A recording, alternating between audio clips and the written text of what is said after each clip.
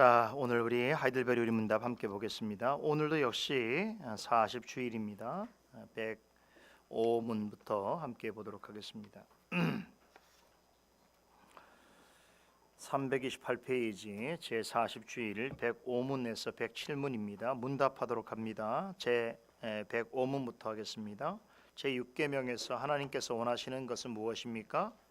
내가 이웃의 명예를 훼손하거나 그들을 미워하거나 해치거나 죽이지 않기를 원하십니다. 나는 생각이나 말이나 몸짓으로 무엇보다도 행동으로 그리 해서는 안 되고 다른 사람을 시켜서도 해도 안 되며 오히려 모든 복수심을 버려야 합니다. 더 나아가 자기 자신을 해쳐서도 안 되고 부지하게 위험에 빠뜨려서도 안 됩니다. 그러므로 살인을 막기 위해서 국가는 또한 칼을 가지고 있습니다. 106문. 그런데 이 계명은 살인에 대해서만 이야기합니까? 아닙니다. 하나님께서는 살인을 금함으로써 살인의 뿌리가 되는 시기, 증오, 분노, 복수심 등을 미워하시며 이 모든 것들을 살인으로 여기신다고 가르칩니다. 107문. 앞에서 말한 방식으로 우리 이웃을 죽이지 않으면 그것으로 이 계명을 다 지킨 것입니까? 아닙니다. 하나님께서는 시기와 증오와 분노를 정죄하심으로 우리가 우리 이웃을 자기 자신처럼 사랑하여 인내와 화평과 온유와 자비와 친절을 보이고 우리가 할 수 있는 한 그들을 해악으로부터 보호하며 심지어 원수에게도 선을 행하라고 하셨습니다. 자, 오늘도 계속해서 6계명 살펴보도록 하겠습니다. 자, 제가 전에 10계명에 보게 되면 이제 두 가지 형태의 명령문으로 되어 있다라는 말씀드렸었는데 무엇을 하라라고 하는 명령과 무엇을 하지 말라라고 하는 명령이지요. 자, 그런데 살인하지 말라라고 하는 제6계명은 10계명 전체 중에서 무엇을 하지 말라라고 하는 첫 번째 계명입니다. 자, 이 얘기를 제가 왜 다시 하냐면 살인하지 말라라고 하는 이 부정적 금령이 10계명 10가지 중에 처음 나오는 것이란 말이죠. 그래서 당연히 주목하게 되어집니다. 앞서는 다 하라고 그랬는데 6계명부터는 하지 말라라고 하는 말씀이 나오기 때문에 자, 그런데 우리는 그래서 살인하지 말라는 말에 이렇게 주목을 할 수밖에 없지만 제가 이 계명을 해석하면서 뭐라고 말씀드렸습니까? 이 계명에서 우리가 보다 집중해야 될 단어는 살인이라고 하는 말보다 오히려 뭐라? 생명이라고 하는 말이다. 꼭 기억하셔야 됩니다. 자, 이 6계명의 의미를 모르는 사람은 아마 세상에 아무도 없을 것입니다. 적어도 문자적으로 그렇지 않습니까? 사람을 죽도록 괴롭히고 죽을 만큼 때렸는데 내가 그 사람을 죽이지만 않으면 돼 라고 말할 수는 없죠. 살인을 저지르지만 않는다고 한다면 이 계명은 범한 것이 아니야. 사람의 생명을 직접 빼앗지만 않는다면 그럼 무슨 일도 해도 괜찮아 이렇게 이해할 수는 없지 않습니까? 아마 정상적인 사람이라면 10계명을 몰라도 적어도 살인하지 말라라고 하는 이 계명을 받을 때에 지금 이런 생각에 대해서 동의할 사람은 없을 것입니다. 만약에 이런 말에 동의한다면 다시 말하면 6계명은 분명히 살인하지 말라고 했으니까 살인만 안 하면 되고 살인까지 준하는 모든 행위는 할 수 있다고 생각하는 사람은 사이코패스예요. 그렇죠? 그럼 보통 사람은 그런 생각하지 않죠. 자, 그래서 일단 여러분들이 이 6계명을 들을 때에 먼저 생각해야 될 것은 살인하지 말라라고 하는 이 계명은 오히려 반어법적으로 생명을 소중히 여기라고 하는 계명이다. 이렇게 생각하셔야 돼요. 이 생각을 왜 제가 강조하냐면 이렇게 생각하지 않으면 6계명은 자신하고 상관이 없는 걸로 대부분 생각해요. 여러 계명 중에서 특별히 6계명 같은 경우는 어떻습니까? 부모를 공경하라는 것은 늘 자신과 가깝다고 생각하는데 6계명이 딱 가면은 살인하지 말라고 하니까 난 살인은 사람을 죽여본 적이 없는데 죽일 생각도 없으니까 이 계명은 나하고 아무런 상관이 없다라고 그냥 스스로 그렇게 생각한다는 거예요. 그래서 6계명을 말할 때는 항상 마음속에 지금 감옥에 있는 살인자들, 아주 특정한 부류의 그런 범죄자들이나 저지르는 그런 계명 정도로 생각한다고 한다면 이거는 이 6계명을 잘못 이해하는 것입니다. 오히려 살인하지 말라라고 하는 강한 부정어법을 통해서 뭘 말하려고 하는 것이 생명이 소중하다라고 하는 것을 강조하고 있습니다. 자, 그런 이유 때문에 지난 두 번의 해설을 제가 통해서 생명이란 무엇인가라고 하는 주제에 대해서 여러분에게 말씀을 드렸는데, 특별히 이제 오늘날 과학계에서 바라보는 생명에 대한 인식, 생명의 정의, 그렇죠? 설명드렸어요. 그런데 결론이 뭐였습니까? 오늘날 적어도 첨단 과학계에서 생명에 대해서 가지고 있는 그런 관심과 또 그런 연구의 업적에 비해서 정말로 중요한 본질적인 물음에서는 여전히 답을 못하고 있더라. 다시 말해서 생명이란 무엇인가, 그리고 왜 생명이 소중한가에 대해서는 답을 주지 못합니다. 전 줄 수 없다고 생각합니다. 그래서 제가 지난 시간에 뭘 여러분 증명해 드리려고 했었냐면, 보티첼리라고 하는 분의 비너스의 탄생이라고 하는 그 그리스 신화의 배경이 되는 그림을 통해서 놀랍게도 생명의 기원에 대해서 이야기하고 고집하는 과학계의 존재가 그리스 신화에 나오는 이야기와 대단히 일치하고 있더라. 즉, 생명체는 우연히 스스로 발생하는 것이고 반드시 물이 있어야 한다라고 하는 오늘날 생명 기원과 관련된 과학계의 공통적인 전제가 사실은 그리스 신화에 나오는 이야기와 같더라. 그런 결론에 보게 될 때에 오늘날 과학계가 적어도 생명 기원과 관련해서는 대단히 우연적이고 신화적이고 미신적이까지 하다, 이렇게 평가할 수 있다는 거예요. 지난번에 우리 몇 주 전에 그 SDG 스쿨에서 첫 시간에 수학이란 무엇인가 이 강의를 들었는데, 그때 우리 조현웅 성도님이 아마 첫 번째 그 강의를 시작하면서 그런 이야기를 했던 것을 제가 기억하는데, 수학이라는 것에 대해서 수학의 환상이 있어요. 수학이 항상 옳다는 거, 그렇죠? 수학이 항상 옳다는 생각을 하지 말라, 이런 얘기를 했단 말이에요. 수학을 생각하면 항상 옳고 합리적이라고 생각하는 것은 여러분 그 지나친 견해, 어쩌면 환상일 수 있습니다. 저는 이런 주장에 대한 근거가 있습니다. 왜 그런지 아십니까? 우리 보통 수학이라고 생각하면 수학은 답이 딱 나오기 때문에, 풀이 과정에 있어서 답이 나오기 때문에 좋아한다는 이야기를 많이 하거든요. 그래서 통상적으로 수학을 좋아하는 사람은 대단히 이성적이고 분석적이라고 생각해요. 그렇죠?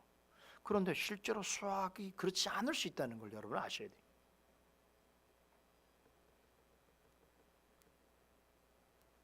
여러분, 수학의 아버지가 누군지 아십니까? 수학의 아버지? 누구죠? 우리 한국 분인가? 피타고라스라는 분이. 피타고라스라는 분은 고대 그리스 철학자입니다. 소크라테스 이전의 인물이에요. 근데 당시 고대 철학자들이, 그리스 철학자들이 가졌던 관심이 뭐냐면, 만물을 존재하게 하는 그 근원적인 요소가 뭐냐는 거예요. 이게 만물이 존재하는데 만물이 존재하게 하는 가장 근원적인 요소가 뭐냐. 아까 에피쿠로스 학파는 뭐라고 했어요? 원자라고 했죠? 데모크리토스라는 사람이 이야기했던 거예요. 원자. 그러니까 우리 눈에 보이지 않지만 모든 물질은 원자로 구성되어 있다는 거예요. 원자는 모든 물질의 가장 작은 요소라고 생각했던 거예요. 그러니까 모든 것이 다 원자로 구성되기 때문에 사람의 몸과 영혼도 어떻습니까? 원자이기 때문에 죽음이라고 하는 건 다시 원자로 돌아간다는 거예요. 이게 오늘날 사실 양자역학하는 분들이 이야기예요. 참 너무 놀라운 얘기예요. 여러분 공부를 조금만 더 깊이 해보시면 학문을 보시면 학문이 그 발전된 학문이라서 오늘날의 학문이 아니고 이게 아주 저기 기원 전부터 계속된 주장의 연장선이 있다는 걸 알게 돼요. 그렇죠? 그러면서 내가 참 무지하다. 나는 이걸 지금에 알았구나, 이런 생각을 하게 돼요. 여러분 피타고라스도 마찬가지. 피타고라스는 지금부터 2500년 전의 인물이란 말이에요. 그는 그리스 고대 철학자입니다. 그런데 이분은 만물의 근원이 되는 그 요소를 뭘로 봤냐? 수로 봤습니다. 수, 넘버로 봤습니다. 그래서 이분은 이 만물의 근원을 수로 보고 세상의 모든 물질과 존재하는 사물을 수로 설명하려고 한 사람입니다. 그래서 나온 유명한 정리가 있죠. 피타고라스의 정리라는 거예요. 피타고라스 정리 많이 들어봤죠? 들어보셨습니까? 네, 우리 피타고라스가 뭐예요? 우리 자녀들 한번 얘기해 보세요. 피타고라스 정의. 저거 모르는 건 이해. 곧 알게 될 거야. 초등학교 2학년 때부터 시키는 엄마들이 있어. 피타고라스를 영재들은 그렇게 해. 피타고라스 정리가 뭐죠? 그렇죠. 그거는 공식이고 정의를 얘기하기로 정의가 뭐예요? 직사각형이 있어서 모든 직사각형에 삼각형이죠. 삼각형에 있어서 빗변의 제곱은 어떻습니까? 나머지 두 변의 제곱과 항상 같다는 거죠. 그래서 우리가 a 제곱 플러스 b 제곱은 c 제곱, 이게 피타고라스 정리. 기억나시죠? 수학을 못한 분도 이 정도는 아실 거예요, 아마. 그죠? 그런데 여러분, 이 정의를 수학적으로 최초로 증명한 사람이 바로 피타고라스예요.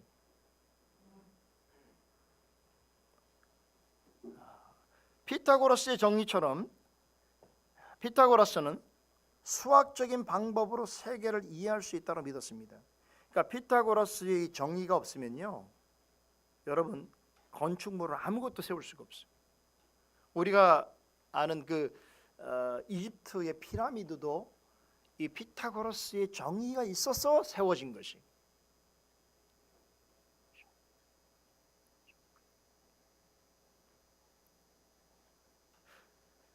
고대 철학자지만 굉장히 수학적으로 세계를 바라보고 이성적으로 이해했습니다. 그런데 이분이 나중에 신비주의 종교의 교주가 됩니다. 피타고라스는요, 영혼에 대해서 이렇게 생각했습니다. 사람의 영혼은 불멸하다.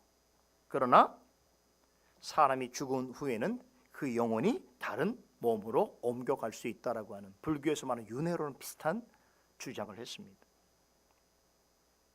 그래서 피타고라스는 영혼이 다른 몸으로 옮겨갈 수 있다는 가정을 했기 때문에 전생을 믿었습니다.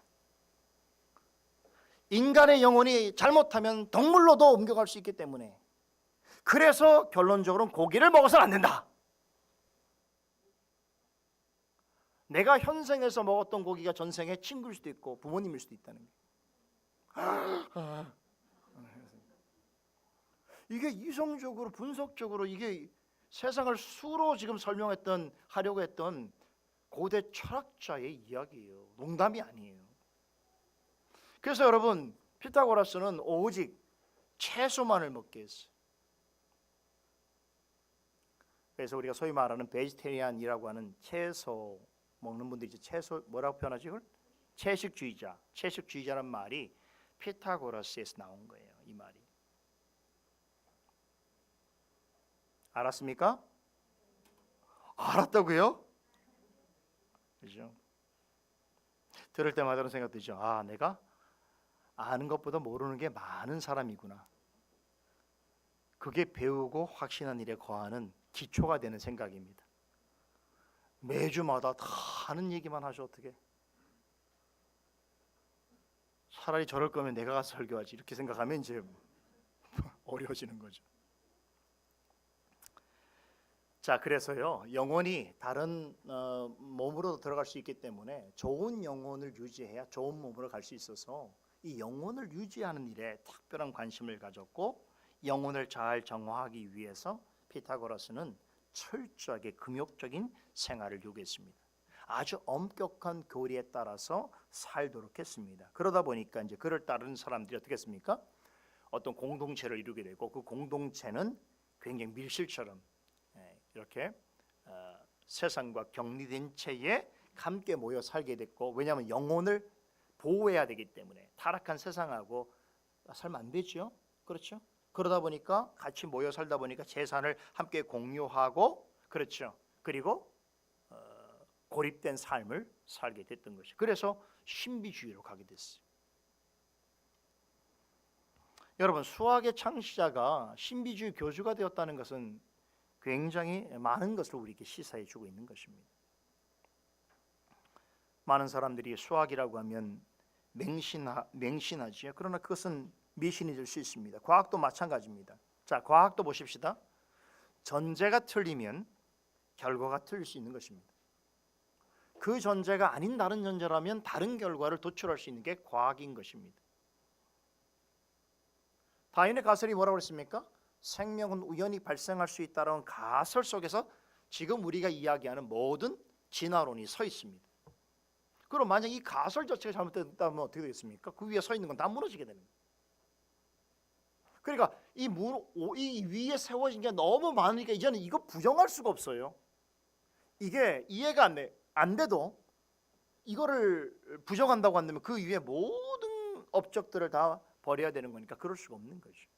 그러니까 덕지덕지가 되는 거예요. 그러니까 진화론 안에서 여러 다양한 견해들이 나올 수밖에 없고 서로 가불론박하는 논쟁이 생길 수밖에 없고 심지어는 이제 다윈의 이 가설까지 부정하는 진화론자들도 나오게 되는 것이.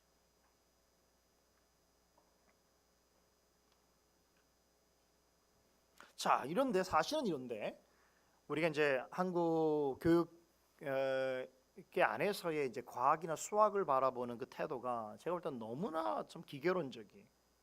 그러니까 전제가 다 그게 옳다고 생각하고 맞다고 생각해서 우리 아이들에게 끊임없이 진화론을 막 그 뭐랄까 종교처럼 가르칩니다. 그렇죠? 맹신하도록 만듭니다. 그게 참인 줄 알게 그렇게 요구합니다. 절대 확신, 진리라고 그렇게 주장합니다. 그러나 이것은 명백하게 과학이 아니고 맹신이고 미신인 것입니다. 다윈의 가설은 검증 불가합니다. 생명이 우연하게 스스로 발생한다라고 하는 가정적 전제 하에서는 생명의 기원에 대해서 정확하게 알 수가 없습니다. 뿐만 아니라 왜 생명이 중요한지에 대해서 이해할 수가 없습니다. 그래서 생명의 기원에 관해서 오늘날 과학은 제가 아까 말씀드린 것처럼 비너스의 탄생이라고 하는 그림에서 본 것처럼 대단히 신화적이고 미신적인 이야기를 계속 되풀이하고 있는 것입니다. 자, 그러면 생명의 기원에 대해서 알려면 어떻게 해야 될까요? 그래서 우리가 이제 답을 내려야 할 시간이 됐습니다. 어떻게 된다고요? 성경으로 돌아가야 됩니다. 과학도 안 되고 수학도 안 되면 어떻게 됐습니까? 성경으로 돌아가야 되겠죠. 왜 그렇습니까? 성경은 이것에 대해서 너무나 명확하게 일관되게 설명해주고 있기 때문인데요. 예를 들어 보십시다. 여러분이 소중하게 여기는 그 무엇이 고장났다고 생각해 보세요. 여러분은 고칠 힘이 없어요. 그럼 어떻게 해야 됩니까? 가장 좋은 방법은 그걸 만든 사람에게 가져다 줘서 도움을 요청하는 것이죠. 우리가 차고 있는 시계도 마찬가지예요. 시계가 고장났다든가 시계의 원리를 정확하게 알고자 한다고 한다면 이 시계를 만든 사람에게 가서 문의하는 게 가장 좋은 방법인 것이죠. 그렇듯이 생명에 대해서 알려면 생명을 창조하신 분에게 듣는 것이 가장 올바르고 좋은 것입니다. 성경은 창조주 하나님께서 생명을 어떻게 만드셨고 그 생명이 어떻게 유지될 수 있는지를 가르쳐주고 있습니다. 그렇기 때문에 생명에 대해서 알려면 생명의 기원에 대해서 이해하려면 성경으로 돌아가야 하는 것입니다. 성경은 생명에 대해서 두 가지 관점을 가르칩니다.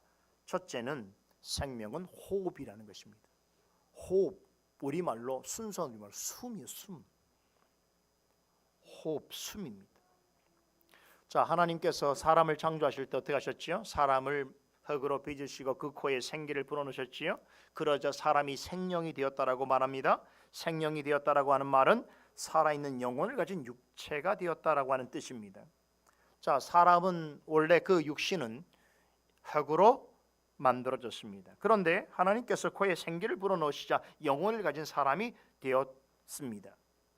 그렇기 때문에 하나님께서 사람에게서 그 생기를 취하시면 어떻게 되는 겁니까? 곧 영혼을 취하시는 것이 되는 거죠. 그럼 어떻게 됩니까? 사람은 죽습니다. 이게 육적인 죽음이에요. 그래서 사람이 죽는다는 건 다른 게 아닙니다. 육체가 어떻게 되는 게 아니고 숨이 끊어지는 거예요. 숨이 끊어진다는 건 다르게 말하면 하나님께서 영혼을 취하신다는 거예요. 그러면 사람은 육신적으로는 죽는 것입니다. 반대로 성경은 살아있는 사람을 어떻게 묘사하느냐면 호흡이 있는 자라고 표현합니다. 호흡은 생명을 뜻합니다. 왜 그렇습니까? 호흡을 하지 못하면 사람은 죽게 됩니다. 그런데 사람의 호흡을 누가 주관하겠습니까? 사람의 호흡을 누가 주장하겠습니까? 성경은 명백하게 생명을 만드신 하나님께서 하신다고 가르칩니다. 호흡이 있어서 숨을 쉬게 하고 또 숨을 쉬어야 생명이 유지되는 이 방식은 하나님께서 사람을 처음 만드실 때부터 하나님께서 만드신 하나님의 정하신 질서입니다. 사람이 살아가는 방식의 메커니즘입니다. 그래서 하나님께서는요, 매 시간 날마다 우리에게 생명을, 호흡을 주시는 것입니다. 그리고 우리의 호흡을 날마다 매일 지켜주시는 것입니다. 여러분, 우리가 아무리 건강하고 아무리 잘나고 많은 걸 가지고 있다고 해도 하나님께서 호흡을 취하시면, 숨을 멈게 하시면 우리는 당장 이 세상 사람이 아닙니다. 이해됐어요? 오늘 받지만 내일이 우리에게 있으려는 보장이 과연 얼마나 있을까요? 확률적으로는 높을 수 있지요. 그러나 그건 보장되는 건 아니에요. 하나님께서 우리의 호흡을 오늘로 지키셨듯이 내일도 지켜주셔야 내일 아침 저희가 일어날 때에 우리의 숨을 쉴 수 있도록 해주시고 하루도 호흡하게 하시는 것을 유지해 주시고 하셔야 하루를 살아가는 것입니다. 그래서 시편 150편에 보게 되면 호흡이 있는 자마다 여호와를 찬송할지니라 이렇게 말하는 거예요. 호흡이 있을 때, 살아있는 동안 어떻게 됩니까? 우리에게 호흡을 주시고 호흡을 지키시고 호흡을 유지시키는 하나님께 대하여 찬송해야 된다는 거예요. 이것이 하나님께 생명 곧 호흡을 받은 자가 해야 될 본분인 것입니다. 둘째로 성경은 생명에 대해서 말할 때 관계로 이해합니다. 제가 지난주 시간에 말씀드렸는데 하나님께서 아담을 창조하신 이야기를 전해드리면서 아담이 가진 그 생명의 가치와 의미가 어디에서 드러나냐면 하나님과의 관계 속에서 잘 드러난다고 말씀드렸습니다. 하나님께서 아담과 하와를 만드셨다는 것은 다른 의미에서 그들과 매우 특별한 관계를 맺으셨다라고 하는 의미인 것입니다. 하나님은 여러 피조물들을 만드셨지만 그 중에 특별히 사람하고만 특별한 관계를 유지하기를 원하셨는데 그런 의미에서 하나님께서 모든 피조물 가운데 사람에게만 하나님 형상으로 지으셨지요. 그리고 사람과만 말씀으로 언약을 체결하셨습니다. 그리고 그 사람들로 하여금 피조물들을 지키고 보호하고 번성하게 하도록 명령하셨습니다. 이거 뭘 얘기하는 겁니까? 하나님이 다른 모든 피조물 가운데 사람하고만 특별한 관계를 맺으셨다라고 하는 뜻입니다. 자, 그런데 어떻게 됐습니까? 아담과 하와는 죄로 말미암아서 하나님과의 관계가 어떻게 됐습니까? 파탄에 이르게 되었습니다. 하나님의 말씀에 불순종함에 따라서 하나님과의 관계가 끊어지게 됐습니다. 자, 여러분 생각해 보세요. 아담과 하와가 하나님께 불순종하는 순간 그들의 생명이 없어진 게 아니에요. 호흡을 취하신 건 아니에요. 여전히 그들은 존재로서 살고 있습니다. 그런데 뭐가 심각하다는 거예요? 성경에는 그들이 하나님과의 특별한 관계가 단절된 것이지요. 그게 죽음이에요. 영적인 죽음이란 말이에요. 아까 우리 육신에 있어서 호흡을 취하게 되면 우리 육신이 죽는다고 했는데 하나님과의 관계에 있어서 그 관계가 단절되면 영적인 죽음이 오는 것입니다.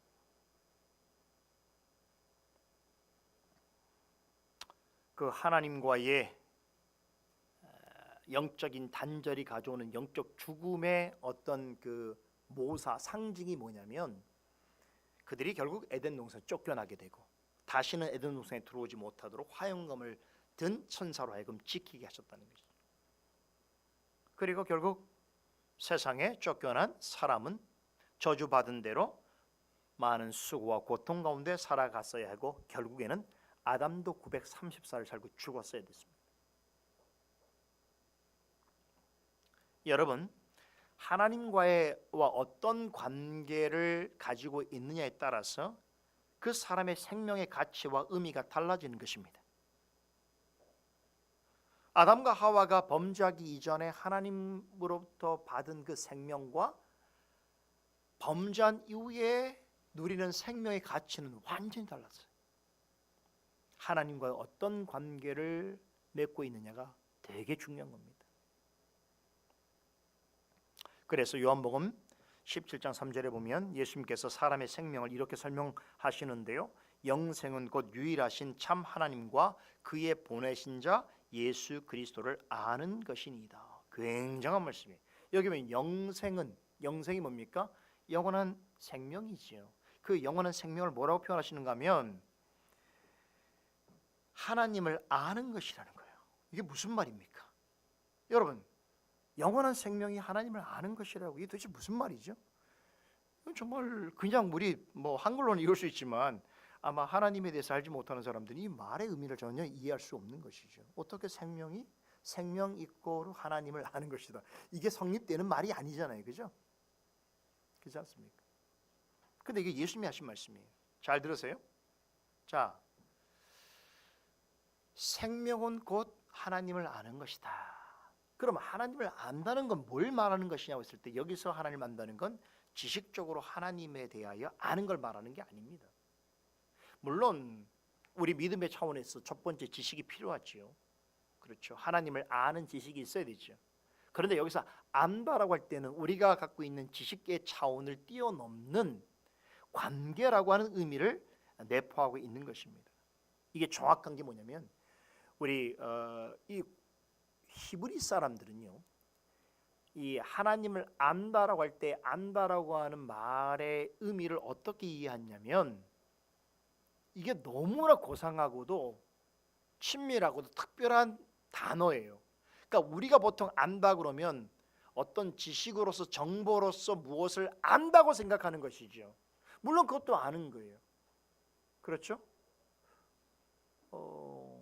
저는 윤석열 대통령을 압니다. 저는 바이든을 압니다라고 할 때 내가 그렇게 말할 수 있어요, 없어요? 있죠. 뭐를 통해 알아요? 다른 정보를 통해서 알기도 하고, 우리나라 대통령이 미국 대통령인 거 그건 다 아는 거잖아요. 근데 이런 암이 아니라는 거예요. 하나님을 안다고 할 때는 이 차원을 뛰어넘는 관계를 말하는 거예요. 그래서 이 안다라고 하는 단어가 히브리인들한테 누구에게 적용되어지면 부부 관계에 적용되어지는 거예요. 부부 사이에서의 부부 관계. 이 부부 관계는 가장 내밀하고도 가장 친밀한 관계를 말하는 것이죠. 하나님께서도 두 사람이 하나가 한다고 하지 않았습니까? 이건 뭐냐면 이게 바로 안다는 거예요. 네. 그죠? 그냥 지식적으로 저 사람에 대해서 아는 것이 아니고 그 사람과 가장 깊은 관계, 뗄래야 뗄 수 없는 관계를 맺은 것을 안다라는 말로 사용하고 있는 것이에요. 자, 그런 의미에서 신약 성경에도 보게 되면 이 표현을 그대로 사용하기도 하는데, 누가복음 1장에 예수님을 잉태한 마리아가 천사에게 이런 고백을 합니다. 나는 사내를 알지 못하니 어찌 일이 있으리요. 나는 사내를 알지 못하는데 어떻게 내가 임신을 할 수 있지요? 이렇게 답하는 거란 말이에요. 근데 여기서 내가 사내를 알지 못한다는 말이 남자를 모른다는 뜻입니까? 이미 요셉하고는 정혼한 사이인데, 그렇잖아요. 자기에게는 남편이 될 사람이 있었지 않았습니까? 그리고 요셉이라는 사람이 어떤 사람인지 알고 있지 않습니까? 그렇다고 한다면 마리아가 사내를 알지 못한다는 건 내가 요셉을 모른다는 뜻이 아니겠지요. 부부관계가 없었다는 걸 말하는 것이죠. 그런데 어떻게 내가 아이를 가질 수 있습니까? 라고 반문하는 것입니다. 예수님께서 생명은 곧 하나님을 아는 것이다라고 할 때 하나님을 안다라는 것은 지식의 차원이 아니고 그보다 더 깊은 관계를 가진다는 것인데, 예수님께서 하나님을 아는 것이 영생이라고 할 때는 바로 이런 의미에서 하신 말씀입니다. 영원한 생명을 얻는 것은 하나님을 아는 일과 관련되어 있는데, 그 안다는 것은 하나님과의 올바른 관계에 있다는 것을 얘기해요. 그 하나님과의 올바른 관계 가운데 있는 것이 곧 영생이니라 라는 말씀입니다.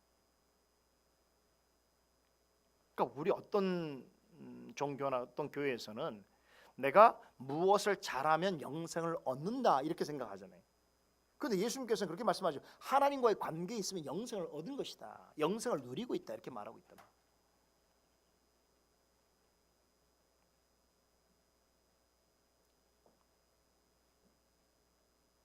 결국 하나님을 아는 것이 영생이라고 하는 말은 하나님과 날마다 깊은 관계 가운데서 하나님과 영적인 깊은 교통을 나누는 것, 그것이 믿는 자의 생명이다 이런 의미죠.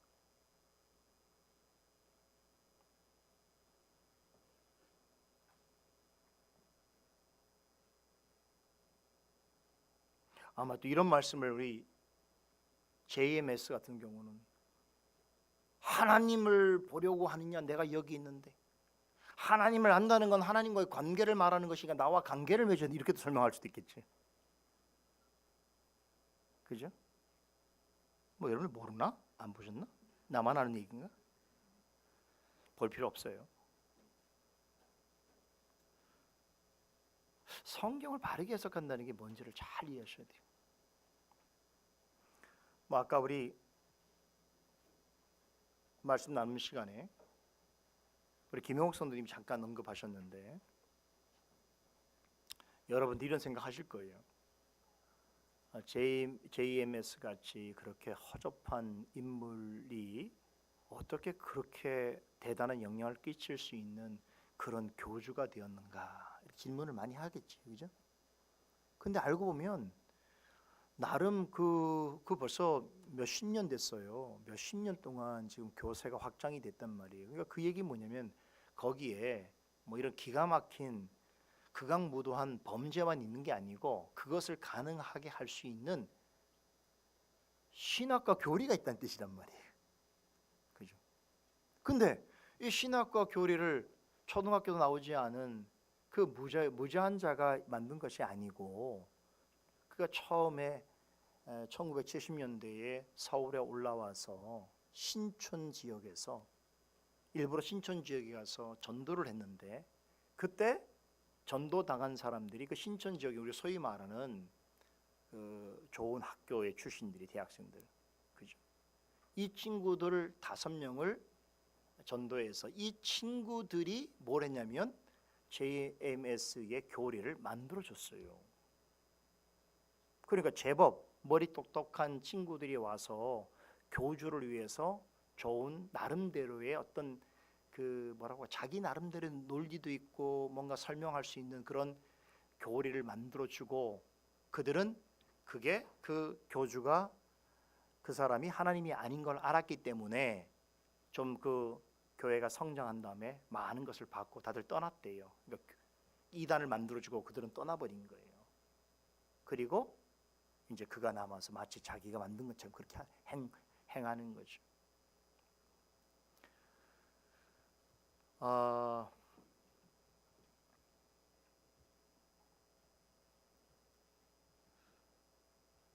참 교묘한 일이죠, 그죠?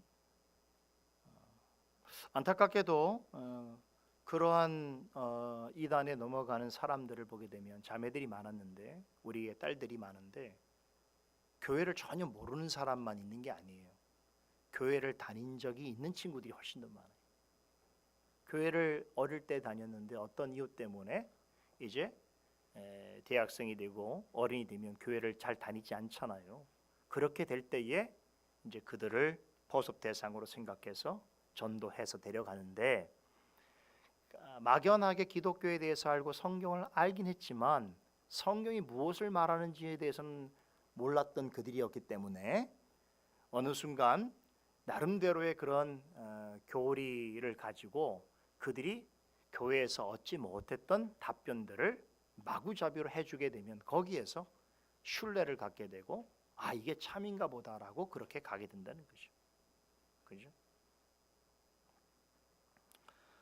성경을 바르게 해석한다는 게 얼마나 중요한 게 뭐냐. 그래서 결국 영생이 하나님을 아는 것이라고 하는 것은 하나님을 바르게 아는 것, 그 바르게 암 속에서 하나님과 올바른 교통을 가지는 것, 그것이 우리에게는 영원한 생명이다, 이런 뜻이란 말이에요.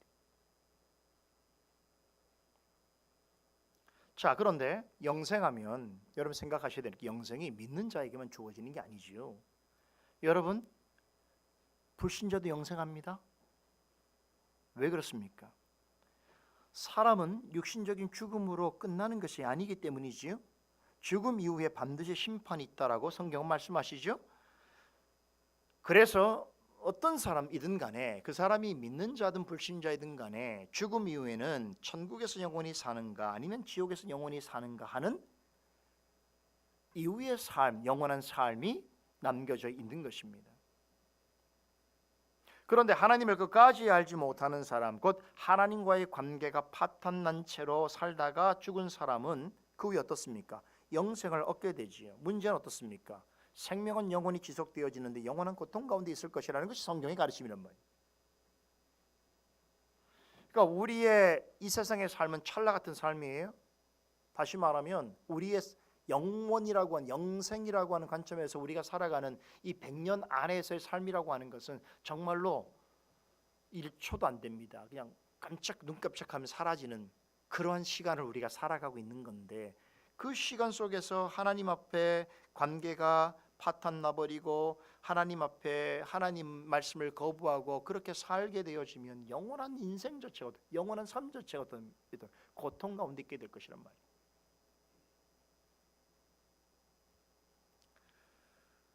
이 얘기는,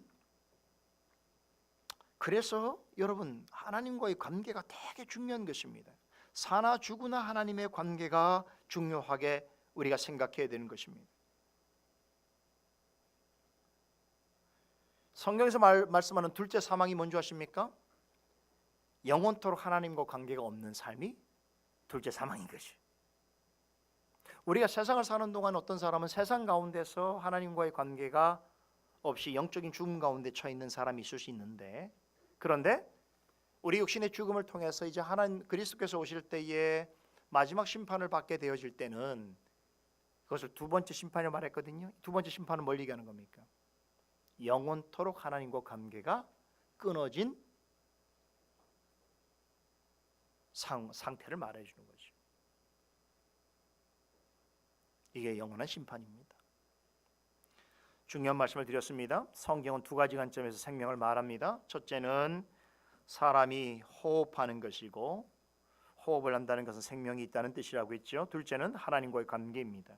하나님과 어떤 관계를 맺고 있는가에 따라서 생명의 의미와 질이 달라지는 것입니다. 하나님과 관계가 없는 삶은, 그래서 성경 뭐라고 말하냐면, 이 땅을 살아도 사는 것이 아니죠. 이 땅을 살아간다는 건 지금 숨이 있어요.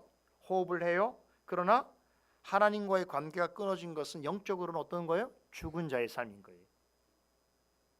그러니까 눈으로 볼 때 사람만 있을 뿐이지 하나님 편에서는 죽어 있는 자예요. 아마 그런 사람들이 지금 아테네에 있어서 우상 숭배자들이 아니었는가 생각되는 거죠. 그렇죠. 자, 이제부터 살인하지 말라는 말씀에 대해서 조금 나누려고 합니다. 자, 우선 이 계명을 생각할 때 이 계명은 하나님께서 주신 것이라는 거 우리가 모두가 알고 있죠. 십계명을 입법하신 분은 하나님이시지요. 그래서 여러분, 우리가 말하는 모든 법에는 만든 이의 의도와 목적이 있습니다. 그냥 만들어진 법은 없지요. 우리가 볼 때 쓰잘데기 없어 보이는 그런 법도 만들 때는 다 의미와 의도가 있는 것이죠. 하물며 하나님께서 영원한 하나님의 법으로서 내신 십계명은 어떻습니까? 하나님 입법자이신 하나님의 의도와 뜻이 분명하게 서려 있다는 것이. 그래서 우리는 이 법을 통해서 하나님께서 우리에게 밝히고자 원하시는 그 뜻이 무엇인지를 파악해야 되는 겁니다.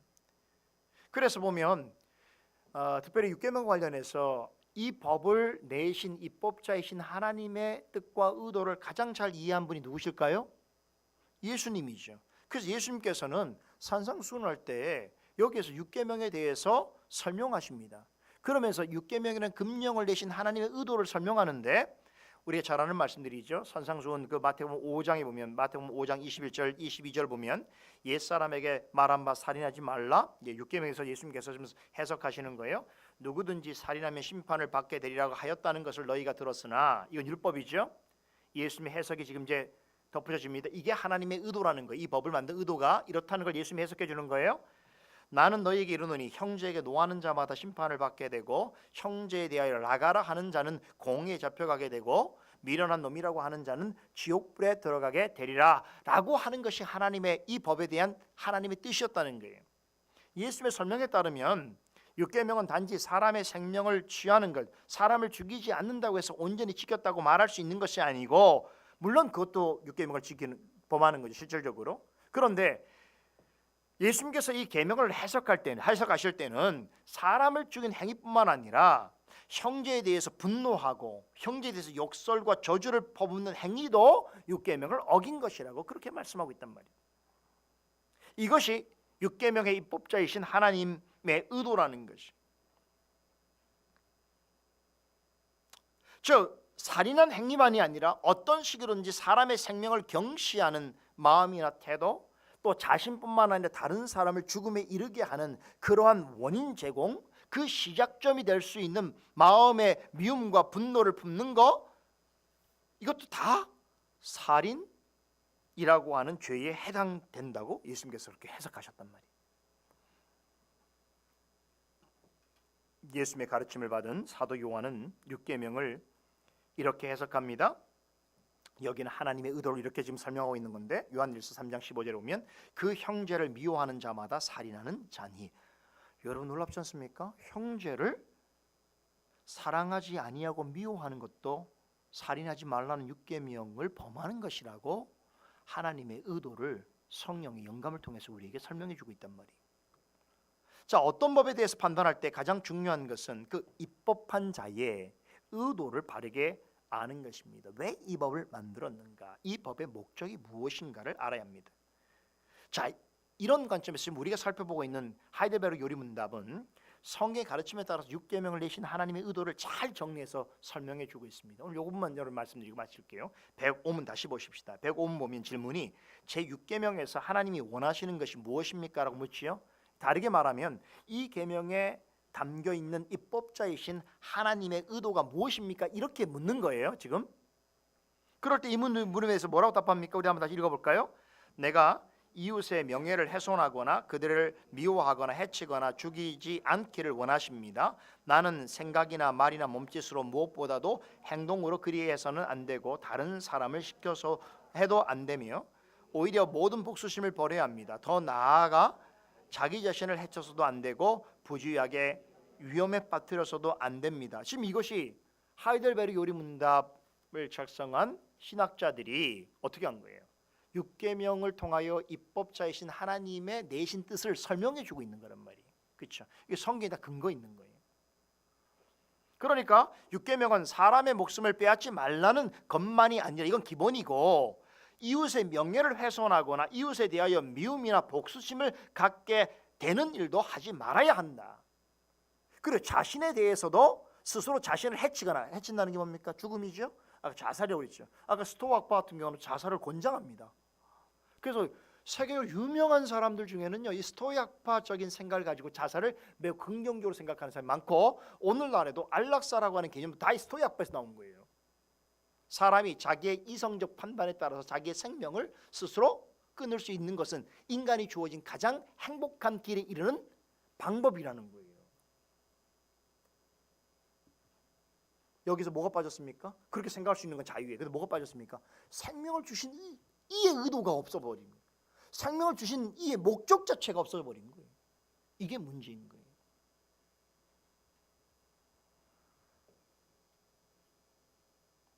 그러니까 6계명은 직접적으로 사람을 죽이는 일에 대해서만이 아니라 자신과 이웃의, 자신도 포함돼요. 자신과 이웃의 생명을 존중하고, 여러분 이웃의 생명만 존중하는 게 아니에요. 내 생명도 존중해야 돼요.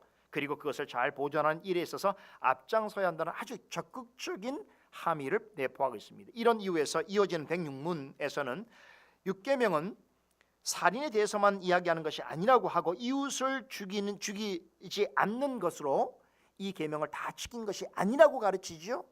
넘어갑니다. 107문에는 하나님께서 6계명을 내신 진짜 의도를 이렇게 설명합니다. 진짜 의도 한번 볼까요? 자, 하나님께서는 그것부터 읽어봅시다. 하나님께서는 시기와 증오와 분노를 정죄하심으로써 우리가 우리 이웃을 자기 자신처럼 사랑하여 인내와 화평과 온유와 자비와 친절을 보이고 우리가 할 수 있는 한 그들을 해악으로부터 보호하며 심지어 원수에게도 선을 행하라고 하셨습니다 라고 합니다. 이 설명대로 하면 살인하지 말라는 계명을 통해서 진짜로 강조하고자 하는 메시지가 뭐라는 거예요? 살인이라고 하는 행위 그 자체에만 머물지 말라는 거예요. 내가 살인하냐 아니냐라고 하는 행위 자체에 머물지 말고 더 긍정적이고 적극적으로 어떻게 해야 되는 거예요?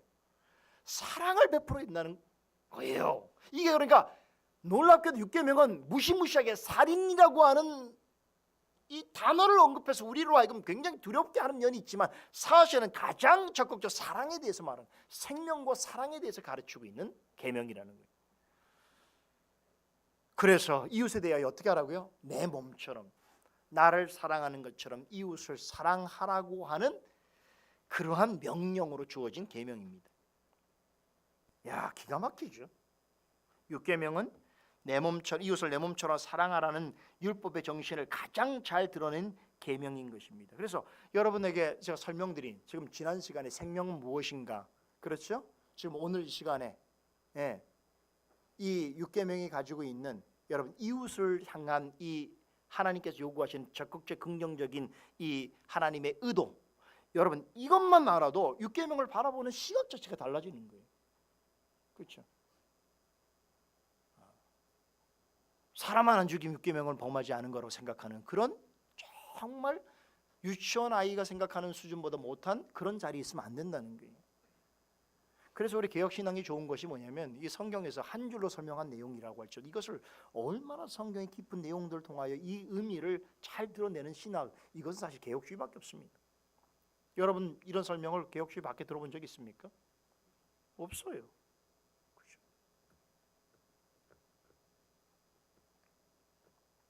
결론입니다. 살인하지 말라는 계명은 생명을 소중히 여기라는 명령인 동시에 이웃을 내 몸과 같이 사랑하라고 하는 명령을 전하고 있는, 그래서 굉장히 적극적이고 굉장히 긍정적이고 이 계명만 생각한다면 여러분 나와 내 주변이 다 화목해 줄 수 있는 그런 계명이 6계명인 거예요. 그러면 우리의 다음 질문은 뭐겠습니까? 그럼 6계명을 실제로 지키는 것이 어떻게 지켜야 할 것인가? 이웃에 대해 어떻게 하는 것이 6계명을 지키는 것이냐 생각해 봐야 되겠죠. 다음 시간에 나눠보도록 하겠습니다. 기도하겠습니다. 하나님, 은혜를 감사합니다. 오늘도 우리에게 구별하여 주신 시간을 통해서 참으로 귀한 하나님의 계명에 대해서 배웠습니다. 우리가 어설프게 알았던 그런 내용들이 있다면 그런 것들을 다 내려놓고 하나님의 말씀과 또 참된 신학과 고백 위에 서 있는 우리 믿음의 선생들과 선진들이 또 잘 펼쳐놓은 그런 해명해 놓은 말씀의 진리를 쫓아서 우리가 이런 가르침들을 잘 깨닫게 하여 주시고 또 이런 가르침이 이 법을 만들어 우리에게 주신 하나님의 뜻으로서 우리의 삶을 통해서도 드러나며 하나님 기뻐하시는 열매를 맺기까지 나아갈 수 있도록 주여 지혜를 주시고 인내를 허락해 주시옵소서. 오늘 모든 주일 일정을 마치고 이제 가정으로 일터로 학교로 삶의 터전으로 돌아가는 성도들의 발걸음을 지켜주시고 어느 곳에 있든지 간에 하나님과의 관계 속에서 이미 주신 영원한 생명을 맛보며 즐기며 만끽하며 기뻐하며 감사하며 살아갈 수 있도록 도와주시옵소서. 예수 그리스도 이름으로 기도드리옵나이다.